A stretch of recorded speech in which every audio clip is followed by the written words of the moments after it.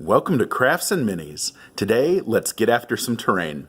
So I wanted to share with you today a find that I actually got a couple years ago, but I know these have been available the last few years at the Dollar Tree.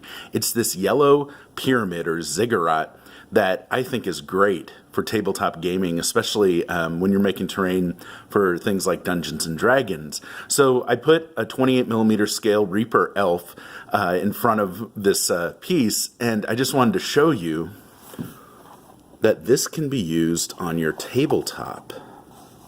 And what's so cool about this piece is that it's super lightweight, but it's very sturdy.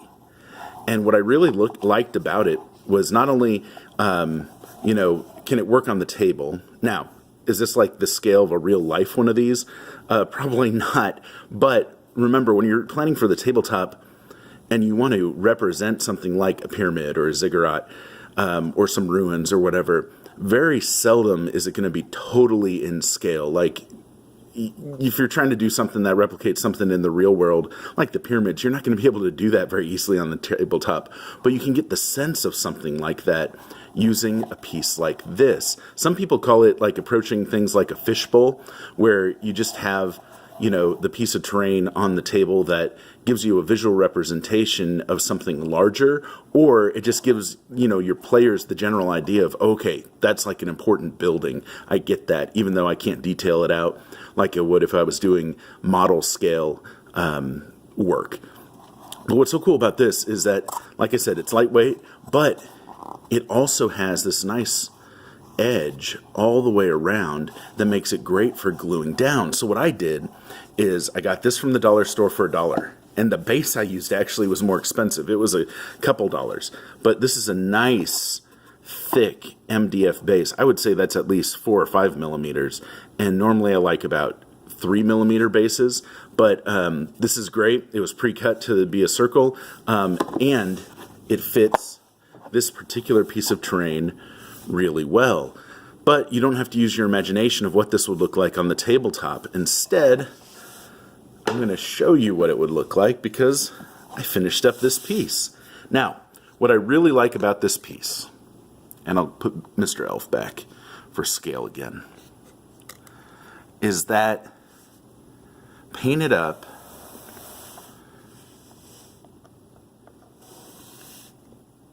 I think it really works. Now, what I did on this piece, because you had that edge that went all the way around, that makes it great for gluing down to the base. But the problem is that this would look super toy-like if I didn't cover that edge properly. So I used some pumice, and there's some great folks out there. I know Matakishi, Paul, just did a video on how to do some ground texture, and he had a great method using paint and white glue and sand. But I just used the pumice paste I had on hand, and I actually spread it not only on the edges, and I gave it like 3 coats along the edge of this piece just so that it would cover up that edge, but I also covered the whole ziggurat with it too. Now that also makes this less toy-like, because if I wouldn't have done that, if I would have just kept it the same, this has like rounded edges like you'd see on a sandcastle, and yeah, it would have painted up okay, but I would have had to do some gap filling, because when you look at the original piece here, I don't know if you can see, there you go. You can see these little holes. There's also just a little indent on top that's tough to pick out on camera, but it's there as well. So the pumice did 2 things. Not only did it give it a nice texture to make it less toy-like and better for painting, but also it covered up some of those gaps that I would have to fill anyway, if you care about stuff like that. Now, I've played war games where I've just thrown the yellow piece on the table and, we use our imagination, and that's great. If you want to play like that, awesome. But I just wanted to show you what something like this can base up and look like. Now, some people would say, put out some vegetation, like glue little leaves around, and you can totally do that. What I wanted to do is make this super flexible so that this could be used, if I wanted to, in a jungle or forest or in a wasteland desert. It could work either way, and then I basically have based up pieces of vegetation that I can put on this base. And so I can use even different types of vegetation depending on the environment. But I thought this was a really cool find. There are other toys like this at the Dollar Tree, which is great, that also might work, like an actual mini pyramid that looks really cool too.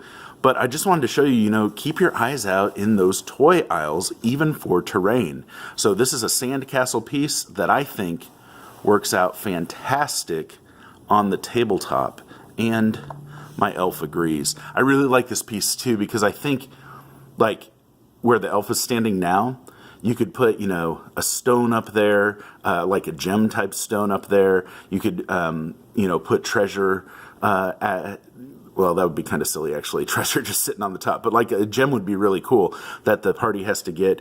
Or you could have, you know, your big bad giving commands up here, and then you got all the minions surrounding it.